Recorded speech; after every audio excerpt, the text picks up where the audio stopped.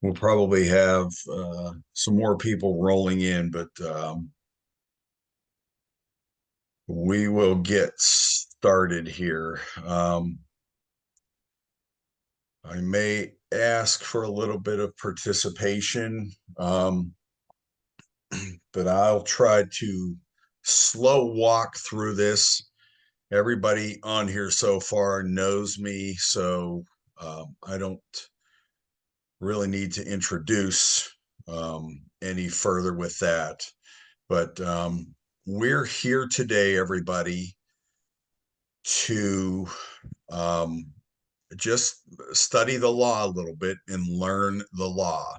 And I'm going to really slow walk through some of the terms. If I go too fast or somebody doesn't understand something, um, please just unmute and let me know.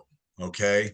But this is the key to our future and our success in the beautiful country that we live in.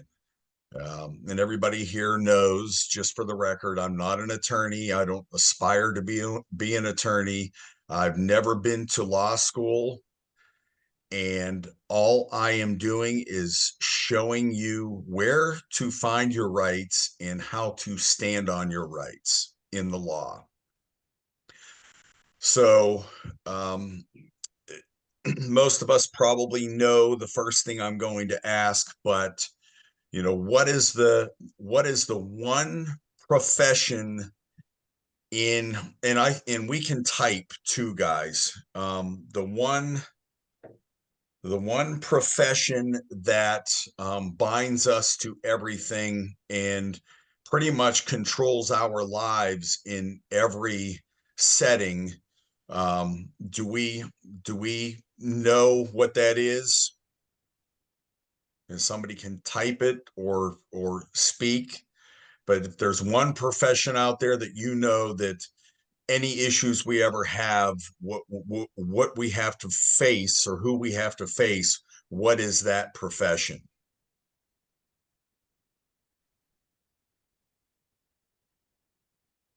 Wait, here. Legal and government. Very good. And that will lead me to my next question is in our government, in our legislature, our politicians, what is many of them, what is their background and what is their profession? Hand in hand, right? So a lot of attorneys are in our legislature and in our government. So our foundation, if we don't know what they know, then we need to be in an advantage. We need to be on the same playing field as them. So understanding the law better than them is going to free us and advance us to where we need to be in taking our country back. And that's the great thing about what we're doing, people, is we aren't looking at a red or blue thing here. We are looking at black and white, the law. So anybody can participate in this. We're just showing them how to stand on their rights. For me, it puts me right in the center of everything, puts us there in learning the law. So,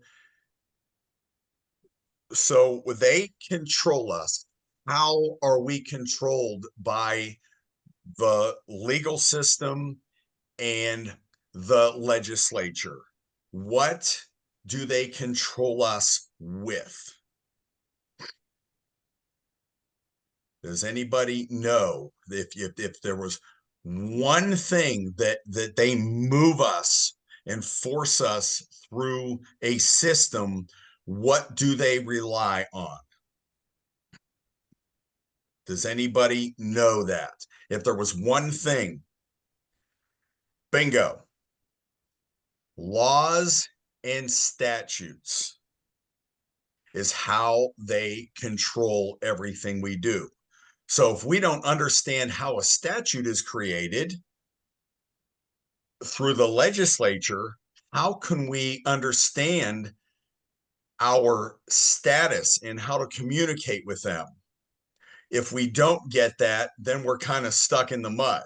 So we need to understand how these statutes are created, where they're created, and how we can counter them and figure out how and what we have at our disposal to counter any of those statutes that are created against us, right?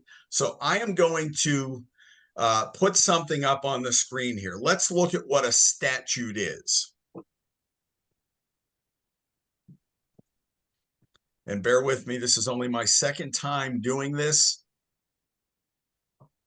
but I want to put the definition of a statute up on the screen.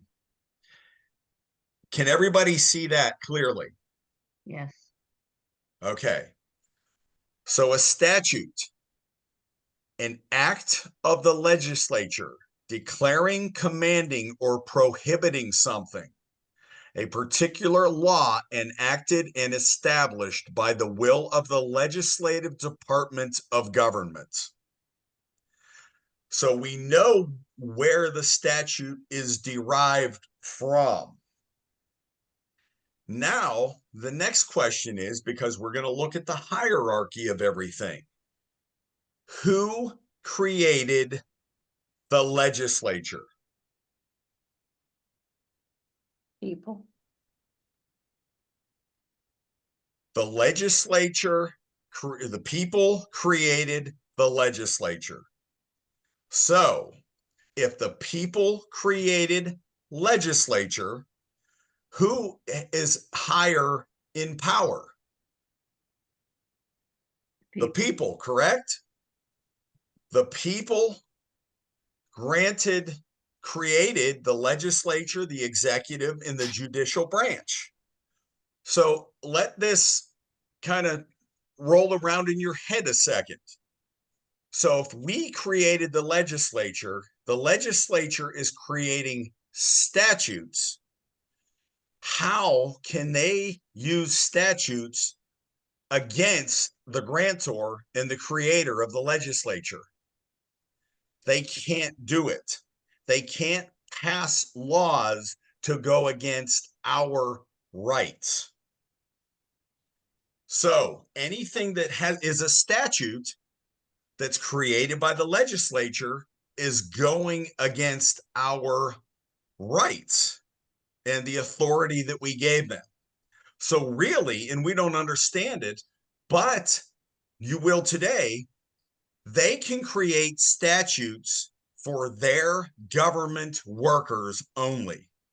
So anything they create, they can only place it towards what they control. So the government controls the government workers who are supposed to do the job to take care of our rights and protect our rights, right?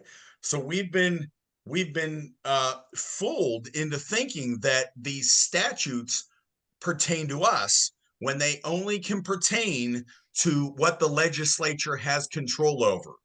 And if any statute abrogates our Constitution, it's thrown out and it can't be used against us.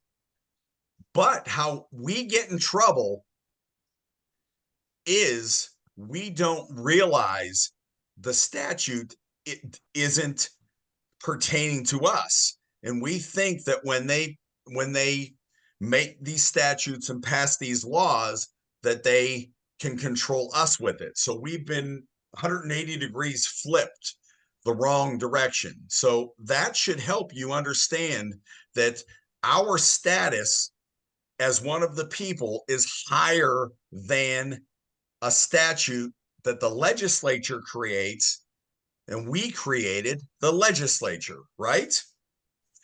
The Constitution is what's called the common law. It's the law that's common to you and common to me. And there are rights that we gave to the government that they swore an oath to get into office, that we pay them for, to protect our rights. Correct? Does that make sense to everybody? So far, with everything we're talking about, that's what a statute is in the legislature. We're going to go to now what the common law is.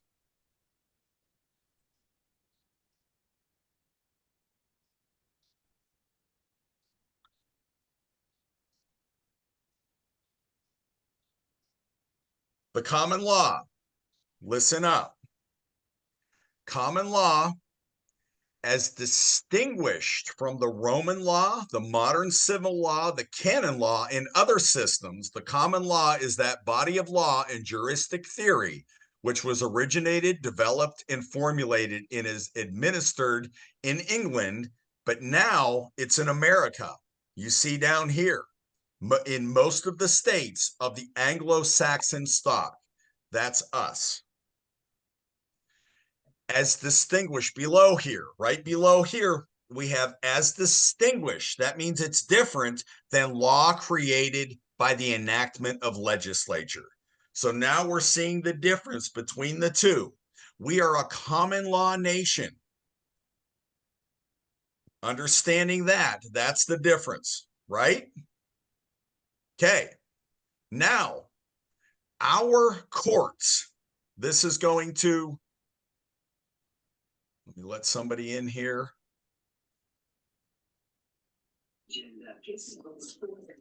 Okay. The courts that they run statutes through, and the courts that everybody is accustomed to, every single one of us, whether it's a traffic ticket or it's an insurance issue or an IRS problem that you've had, you've all been taken into what type of court?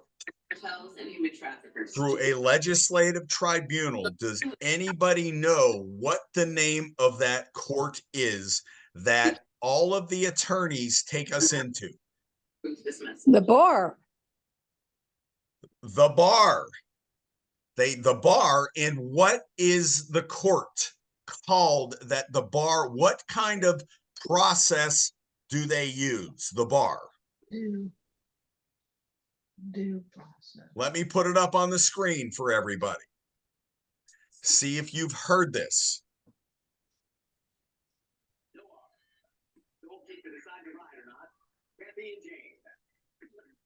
Can people see that? Do I need to blow it up? Blow it up. Can we see that now? No. Nobody can see it. Yes. No. Can you see where it said it says administrative? Oh, yeah. Okay. If everybody can see that, where my mouse is running over, the administrative proceeding, the administrative process. I can see it. Okay. So the administrative proceeding, any proceeding other than, that tells you that it's different than judicial proceeding, right? So the administrative process is what attorneys use and run you through the courts. That's not a judicial proceeding in a court of record with a trial by jury and you facing your accuser who has sworn under penalty of perjury that you've done harm or wrong to them or committed fraud. So now the administrative proceeding is what all of us have gone through. We've never been in a judicial setting because we've never demanded it. Right? We've never demanded it, whether it's a traffic ticket or it's an insurance claim or anything else. We've always relied on an attorney and trusted that they were taking us into a judicial proceeding. let somebody else in here. Okay. So that's now we know there's an administrative process and then there's a judicial process or proceeding. Now, we need to know, we now know what statutes are.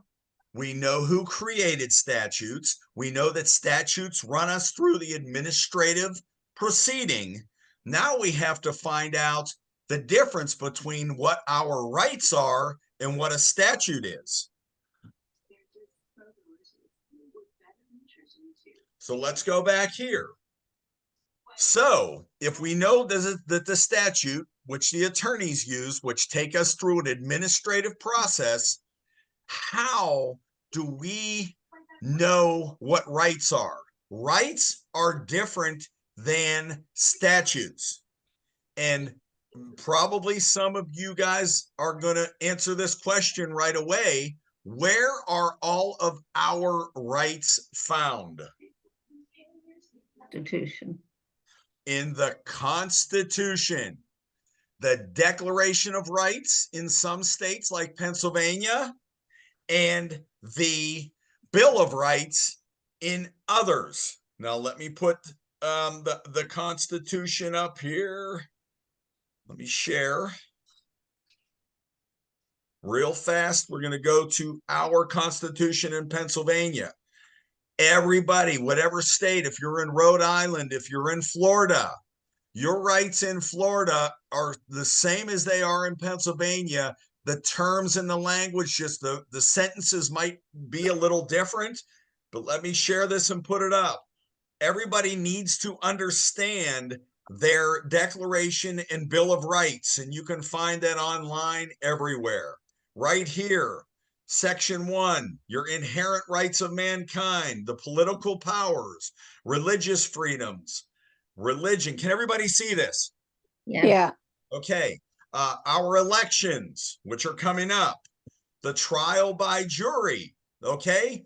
You are owed that. It's inviolate right here. It's to remain inviolate, and you're allowed your due process, your owed due process. We've never had that through an administrative court. You've never gotten your due process. If it was a traffic ticket and you went in and you didn't have a trial by jury and you didn't have your accuser sworn under penalty of perjury, and you weren't shown the court of record, a court of record in outside of an administrative process, then you haven't been in the correct judicial setting. Okay. So really that magistrate, he is an administrative judge. He's not a judicial judge, because you did not stand on your rights when you went into the court. You agreed to the administrative process because you didn't show them your standing as one of the people. The only way you can administer these rights is to present yourself, not represent yourself with an attorney. An attorney won't go off of these rights. Only you, and that's why it's so special, only you and I, as one of the people going into a judicial setting, any kind of courtroom, we have to establish that and have to express one of the people and then go to this document right there. Whichever pertains to our specific situation that we're in, all of these things need to be expressed, and we need to do them in writing. And then this is your court document without an attorney, because attorneys aren't taught this in school. That's really how simple it is. So your trial by jury, freedom to press, security for searches and seizures. Let's go down to 25 real quick.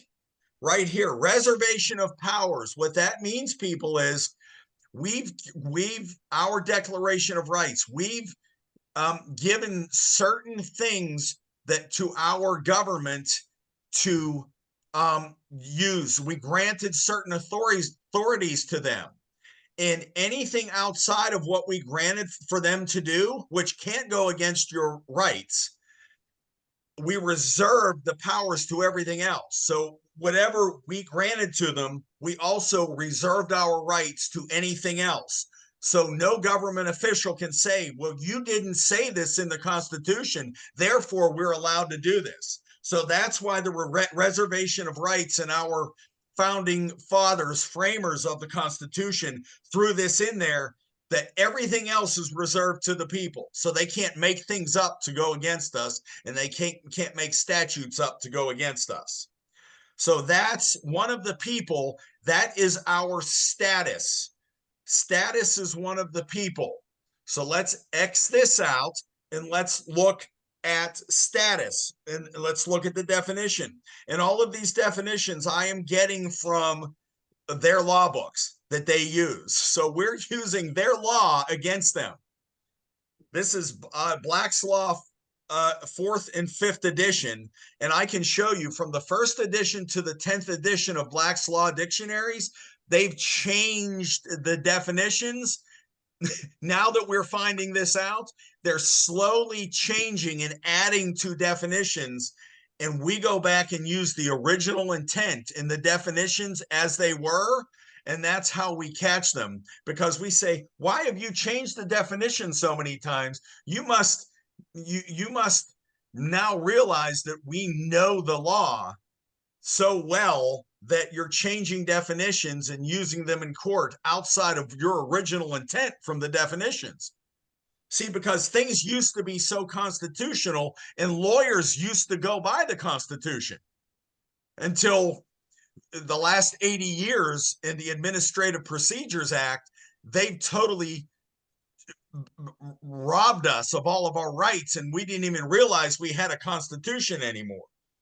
So let's screen share and look what status is real quick. Can we see this? Yes.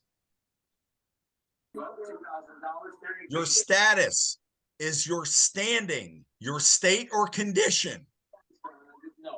It is the rights, duties, capacities, and incapacities which determine a person to a given class.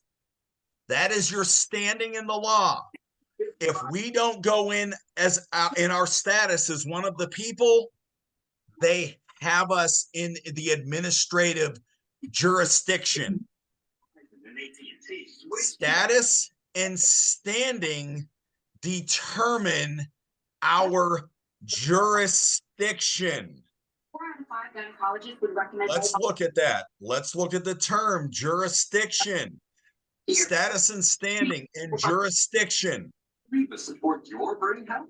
Very good. Hey. Here, everyone see this. Frank, Brad, how are you? Brad. Yeah. Okay. Jurisdiction. Remember, an alternative. The word is a term of large and comprehensive import and embraces every kind of judicial action.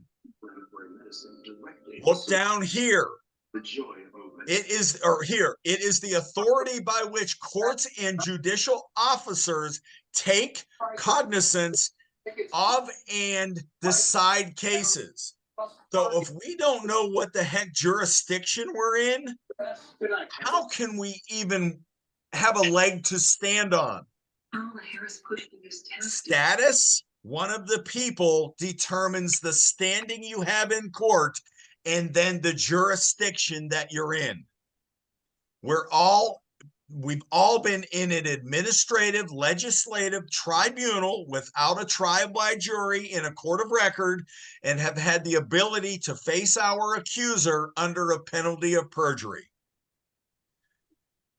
Because we don't know our jurisdiction, status, standing, and jurisdiction. We use our rights as one of the people in the Constitution to stand on the jurisdiction, using the Constitution.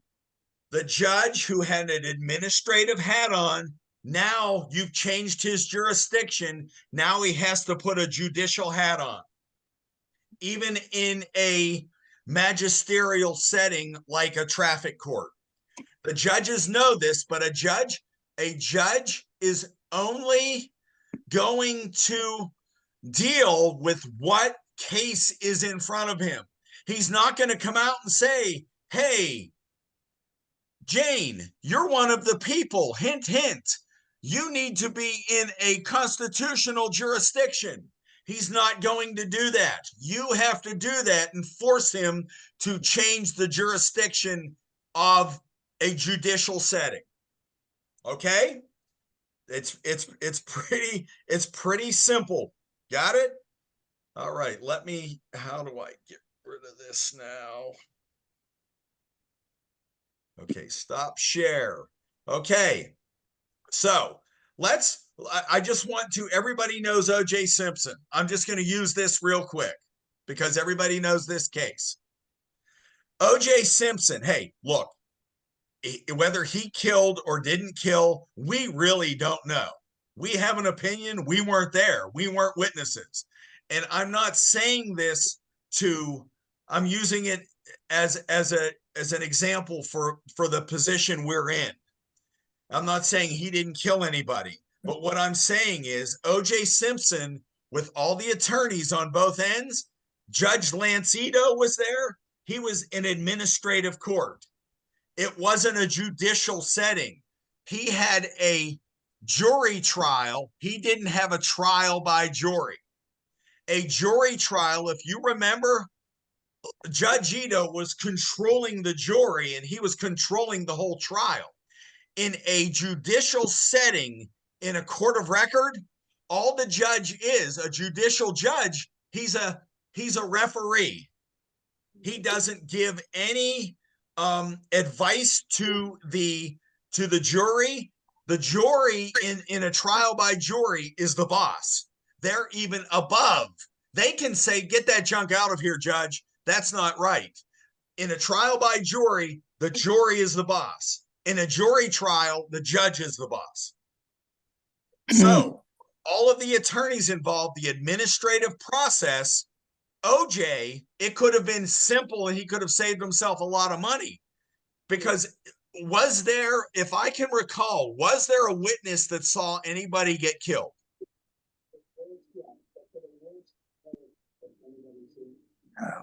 Did anybody No. see it? No.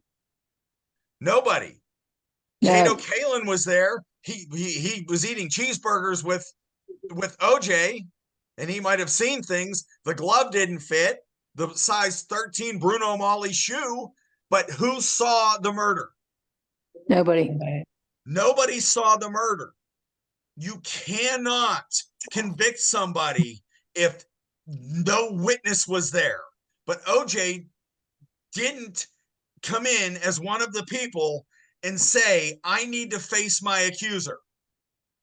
It never happened. It could have been over. Plus, they tried him after that. He did get off because he had the fancy, flashy Johnny Cochran and the whole team. But after he got off from that, they still had a civil trial, which in the Constitution, that's double jeopardy. You can't try someone twice for the same crime. So I'm not saying whether he did it or not. It's a bad situation and people died. But what I'm saying is when we have a problem, we have to stand on our own rights and say, okay, I'm one of the people. I need to face my accuser. It's that simple. Okay? Anybody have any questions so far? Okay, let's move on. The rights that through the due process, through the Constitution, in the trial by jury, those rights can never be abridged by anything, any statute, anywhere, anyhow. And so you have to stand on your rights and you have to know your constitutions. Pennsylvania, Rhode Island, Florida, wherever we are, that constitution, you need to go to and use that constitution. The state's constitution, not the federal constitution. It's lower seating, less power. All of the detail, all of your rights are secured in your state constitution. We're not taught that. Go to the U.S. Constitution secondary. go primarily and use most of the time the Pennsylvania Constitution. And most of you guys also got the maxims of law that I sent the last webinar. Hold on to the Charles A. Weissman's maxims of law. Don't get rid of that. Start to study the maxims of law because they hold up as long as you're using them and you're connecting them to the situation in your case. As long as they can connect and it links together, you can use it. So anything, and it's hard to mess up the maxims of law because they're all broken up into different categories: land, real estate, taxes. All of the categories are there. Trusts. It's all in that. And I want to backpedal. One thing that I forgot after we talked about the administrative process. Everything in law, let me put this up on the screen so you know, and this is how we get in trouble because we don't read. Okay, let me put this up on the screen. Can we see that? Yeah. Yeah. Everything in law is a presumption. A presumption. All things are presumed to have been rightly and regularly done. Everything is presumed to be true in the law unless you rebut it. That's how attorneys get you. They presume things and that you don't rebut it. When they send you notice in the mail for something, if you don't send anything back to them in a timely manner, usually there's a timely manner. Franklin Park people, we gave them a time. We gave them 5 days to respond. Right. Crickets. That's what you have to do in the notice because they do that to you. So in that notice, we gave them time and I didn't hear anything back. No. That's what you guys did with that document is we've set up. That's evidence when we go to court because we're going to be going to court. We are going to be going to court, Franklin Park. We're going to get everything back. We're going to get everything back from everything where they didn't give us a trial by jury. So whoever sent that document in, it's not asleep, that Franklin document. Park was Hold doing on to something that with the because tree. that's going to be, They were cutting I can't down- wait to use it, They were but it has to be at the mandating right that people time. cut down trees on their property. Yeah. Presumption and then some, And- Lois, and then some. That wasn't it. That's the only thing. If you read that document, I left it open-ended. I also said it was 184 was the statute they were using, but I also said other things as well. Did you remember that? Yeah. So I left it open-ended so they know we're coming back at them. Presumption in law, you have to counter anything that they say, or else in court they have to say you didn't rebut it, it's law.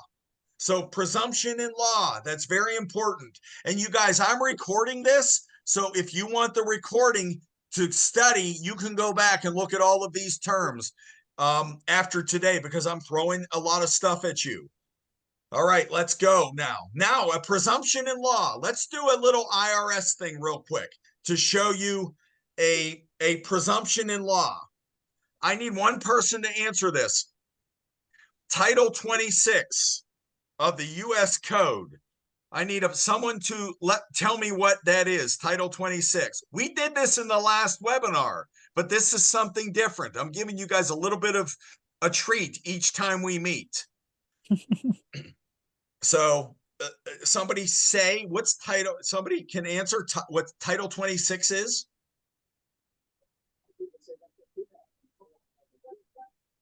Title 26 of the U.S. Code. Do we have anybody or do you want me to put it up? Isn't it what the Title 26. I will put it up on the screen here. wasn't that Title 26 is the IRS code for federal she income needs to- taxes. with the United States? for the U.S. District. federal income tax, Title 26 District is 26. how the Oh, okay. IRS, District of Columbia and all of its territories. you got it. You got it. So the Title 26 is whenever there's a tax issue, the IRS comes at you with Title 26. Okay. We're going to presume that Title 26 is a true law, right? Until you study and look a little deeper into it, like what I'm going to show you right now. So last week we found out what Title 26, the location of Title 26. Now we're going to show you Title 26. This is can everybody see this? Yeah. This is the U.S. code. This is the House. This is the government website. This is the United States government website.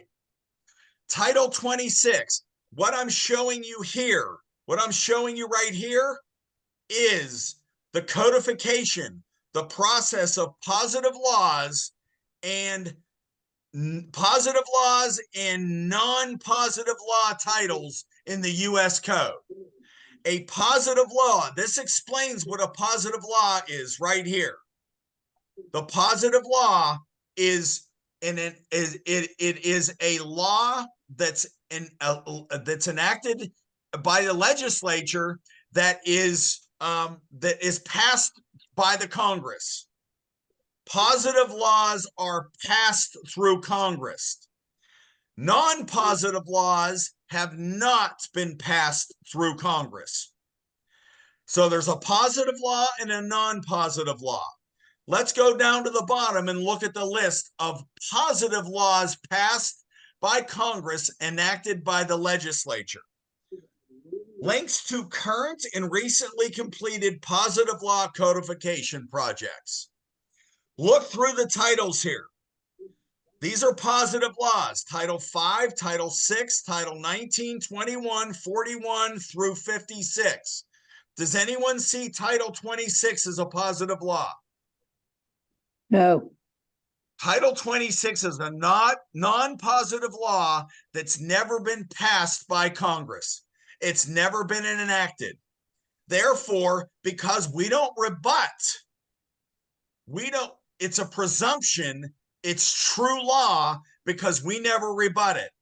We rely on our accountant to tell us that Title 26 is a positive law that's been enacted by Congress, that's lawful to administer to the people, and that it pertains to all 50 states, and that it's not just in the District of Columbia and the Samoa Islands and the island of Tutuila and any Puerto other Rico. naval base. So these are the things that you guys have to look up. Otherwise, if you don't rebut it, they just keep taking and taking and taking things away from you. I'm not a lawyer. I'm just showing you where your rights are, and I'm showing you where the laws are positive and where the laws are non-positive. Okay, let's stop the share here. So, knowing our status. Is everybody with me so far? Can I get some Yeah. thumbs? Maybe some thumbs up on the screen here, because I'm doing a lot of talking. Okay, we got some thumbs up. Okay, we're moving along really good. We're going to be done by 8 o'clock. You know your status. We know our standing. We know our jurisdiction. One of the people. We now need to know the difference between public and private. I sent out a little cover letter to this webinar tonight, or this Zoom meeting tonight, and I talked about public and private. Hopefully you guys read that. It tells you the difference between public and private in the Declaration of Rights. Okay, there's a thumbs up. Okay, good. Sweet. Thanks, Joe. In the Declaration of Rights are all of your private rights, which the government swore to never abridge. So in those Declaration of Rights, if you read through all of those, they protect you, and then you also have other rights reserved. So it's all about the people and your rights.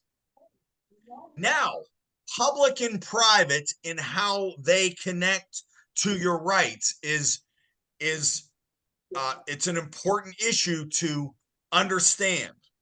Okay, so let's screen share and let's look at what public is first.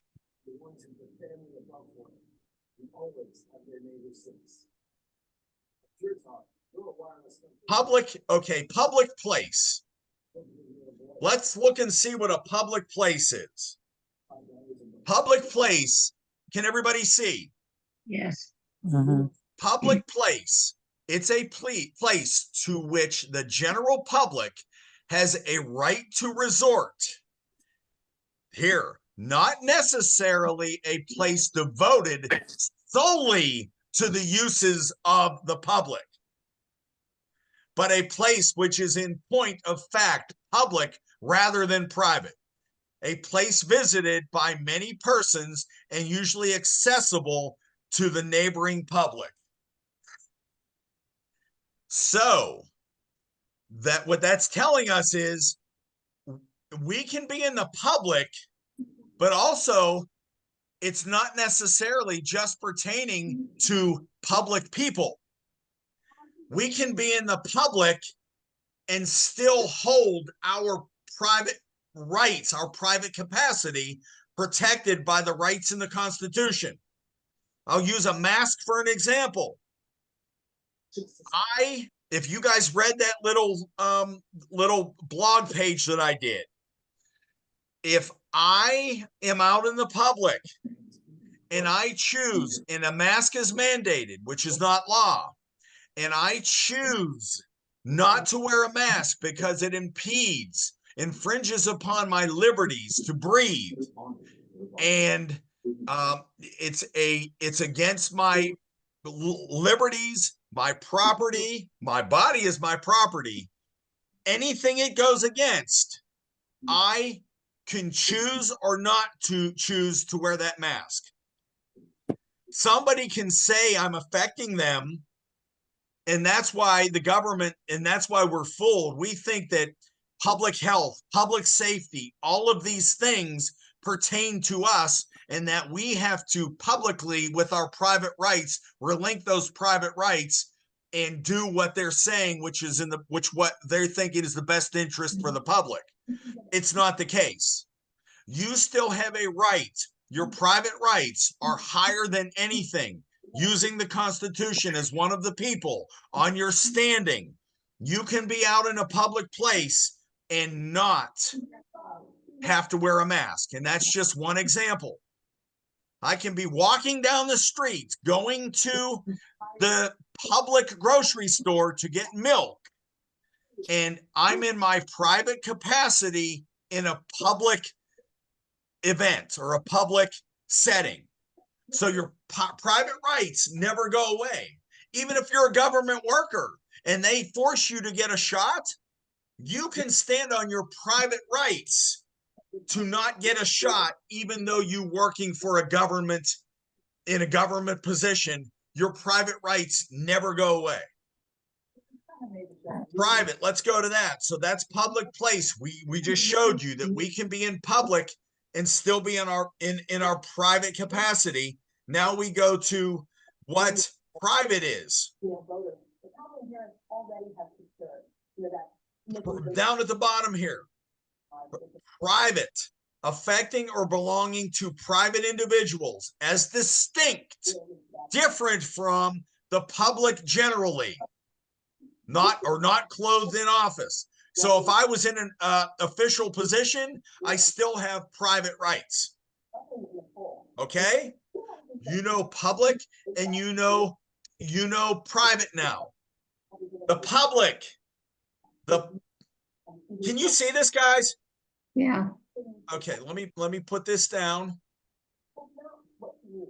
The public I can see it. Okay. The public, the government, the authorities we gave them, we only gave them authority over public matters, not our private rights.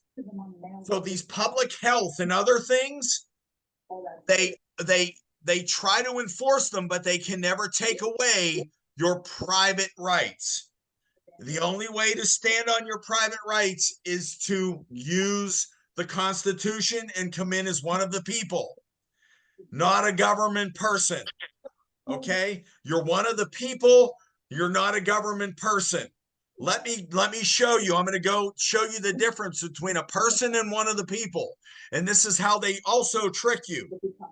We're going to go to Pennsylvania. Go here. Oh, come on.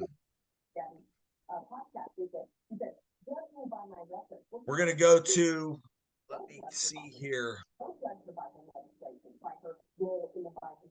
We're going to go to Pennsylvania. I can't believe I can't find it right now.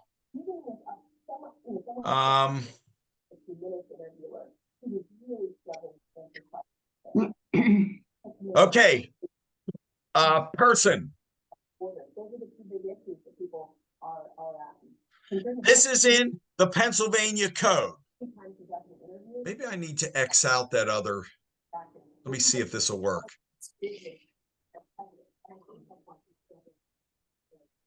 Let me stop this share. Let me go back. Hopefully I close those screens. Okay, let's go back to person again. Make sure everybody can see this. Can we see this where it says person? Everybody got it? Yeah. Yes. Okay.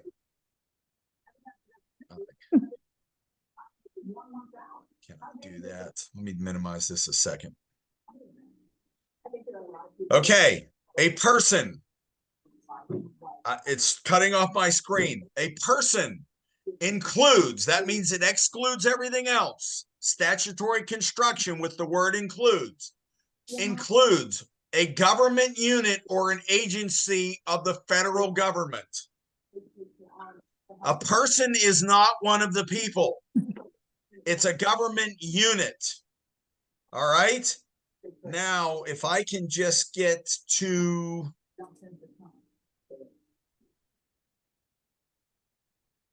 how to do that. Let me stop the share. I'm going to try to come back to this again. Let me see this. Let me close that out. Okay, let me see if this helps. Let me go back to that again.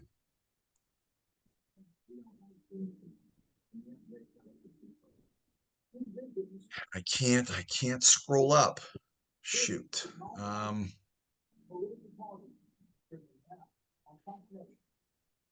Stop share.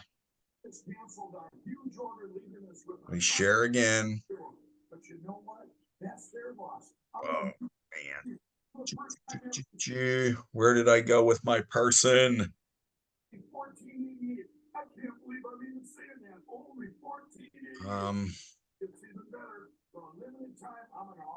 Administrative proceeding.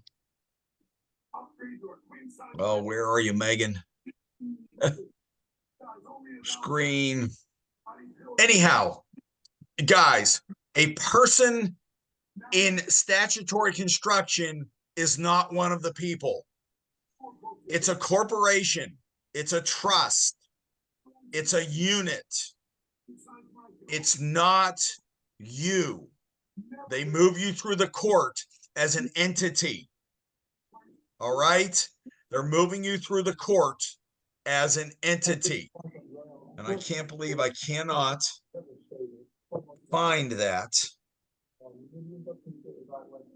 Okay, here. Can you see this? Guys, can you see this? Hello? Nah, can't see it. Mm-mm. Nothing is being shared at this point. But what I'm showing you guys is that a person I'll send it to you guys in an email. I'll send that to you. What a person is in the law is not what you think a person is. A person is an entity.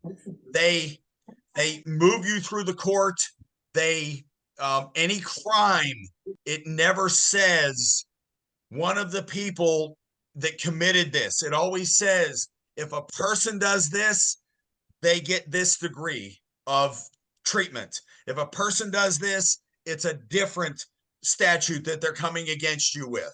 Just know that a person in the law is different than one of the people, so they move a person into a court as if you don't express yourself as one of the people.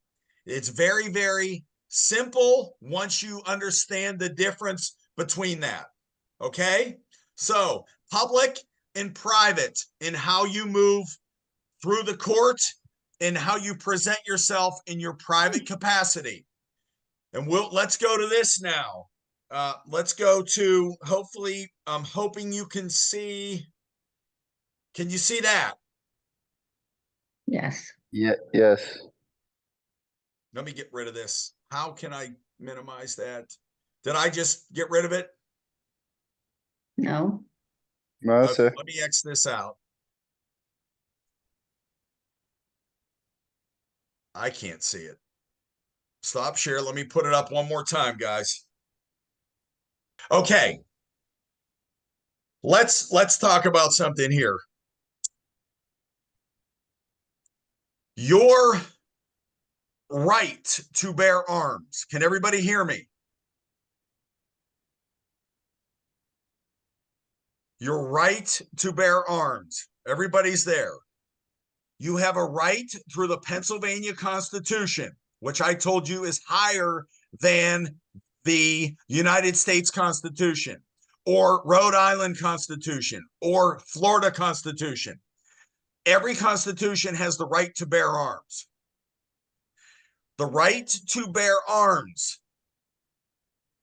means that you do not to accept a privilege and benefit from the government, from the federal government, to bear arms. Accepting and getting a concealed carry permit, you're accepting a privilege and benefit from the government for something you already have a right for, that you're paying for, that they can control. A permit means you're getting government permission to bear arms. If I have a right to bear arms through my Pennsylvania Constitution, the United States Constitution in the Second Amendment is inferior to the state constitution's right to bear arms. Is that clear? The state granted certain rights and powers to the federal government. If the grantor is the state, I'm using Pennsylvania, that granted to the United States, how can the state, the grantor, ever be lower seated than the United States? Therefore, people argue the Second Amendment when they already have a right to bear arms in their state constitution. Don't use the Second Amendment. Use the state constitution. On top of that, your right to bear arms, you don't need to accept a privilege and a benefit of a permit from the federal government. They have you tricked into believing that. So what I want to do in closing today, in our next meeting, I want to, now if you don't believe in bearing arms, you don't believe in anything that pertains to that, you don't have to do this. But it's a right that we have that nobody can argue against. What I want to do in our next meeting is, and this is going to pertain to a lot of different things, but I want to build a notice with you people that you can send to the government. You don't have to, but we're going, the ones that want to, we'll send a notice to the people that we need to, and we'll create a notice and a document letting all the government officials know that we have a right to bear arms. And we'll call them on it. And we'll get it documented, everything similar to what we did at Franklin Park. But we'll write a notice and we'll call our government officials on what they swore an oath to uphold and the right to bear arms. We'll build it together. We'll spend the hour. We'll finish the notice. We'll show who we need to correspond with. And then we'll show you how to send that notice. We'll have fun doing it. And it's a learning process because it pertains to any other issues that you have with anything where the government is going against our rights in our lives. So if you're all game for that, we can do that.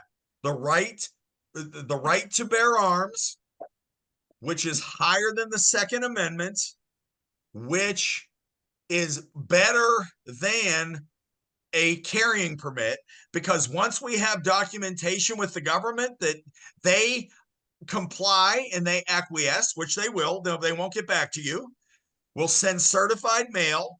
You fold that and you carry that in your glove box. Ladies and gentlemen, we just created a court document higher than a carrying permit that you're going to carry with you that allows you the right to bear arms. If you don't have a gun, you can still do it. You can still send it in. And then if you ever decide to get a carrying permit, you'll get a constitutional carrying permit through the highest law of the land. Is that cool with everybody? We'll do that in 2 weeks at our next meeting. Okay? And I think it'll be a fun little workshop for us to do. And we'll learn from that. And by me teaching you, I am learning, and this is just as good for me. Let me see what Jamie has to say here. Am I missing something? Okay, I thought somebody was saying something. Oh.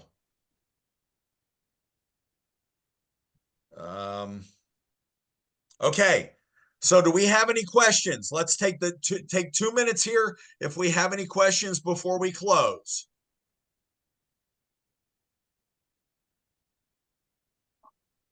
Nobody has any questions? You're all with me? Thumbs up.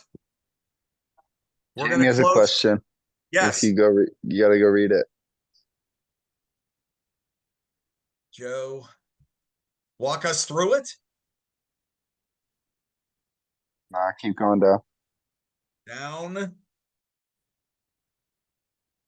Dadgummit, I don't see. The last one I see is Jamie. What are your thoughts? They are trying to do away with the Constitution. Is that the one, Joe? Yeah.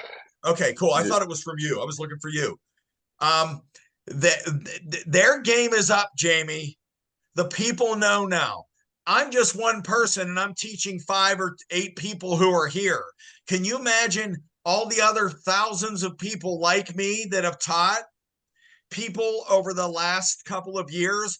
I had to learn this from somebody. Somebody's teaching me this. Dave Jose, Jaron Jackson. So I'm learning from someone and they're showing me where to go to find the information. So their game is up. Whoever becomes the president, they're below us. So we have to remember that, people. It's fun. It's entertaining though. I have to say that. Like what is going on right now is pretty entertaining. But we don't need to bank on whoever is going to be. I mean, I hope we know who gets in, because then the game will be over that much faster.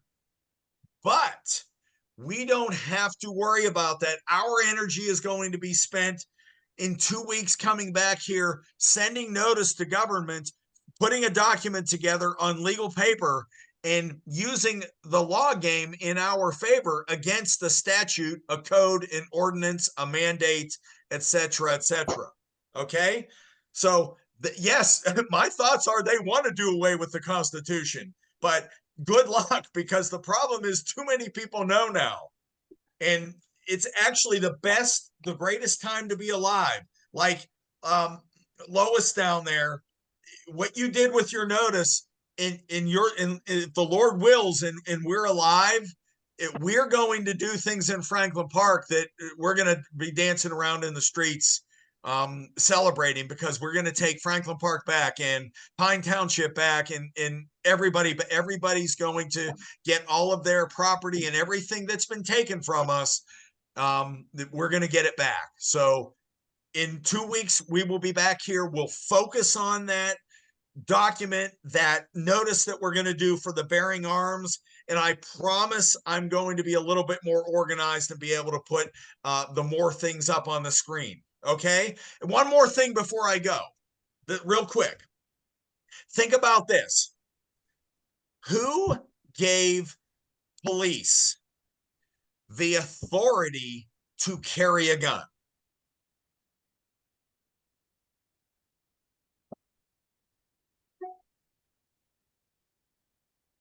Who gave the police authority to carry a weapon, a gun, a handgun, or a rifle?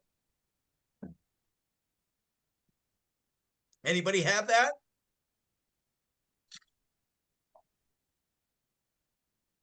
We, the people, in the Constitution. We, and government too. Who controls the government? We do. We control the government. We gave the authority to the government. The Constitution gave the government authority to the law enforcement, which they're now called police. They used to be law enforcement. Now they're policy enforcers, police. We gave them the right to bear arms in their job, in their capacity, their work capacity. So how did we give them authority to carry a gun, but we're not allowed to carry a gun?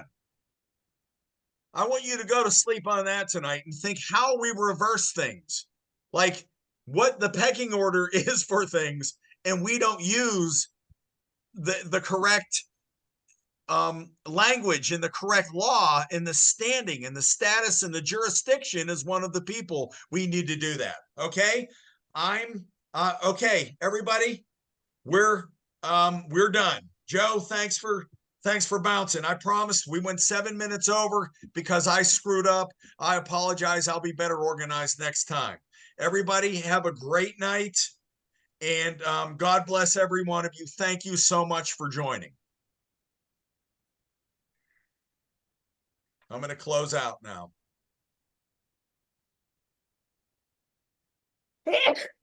God bless you.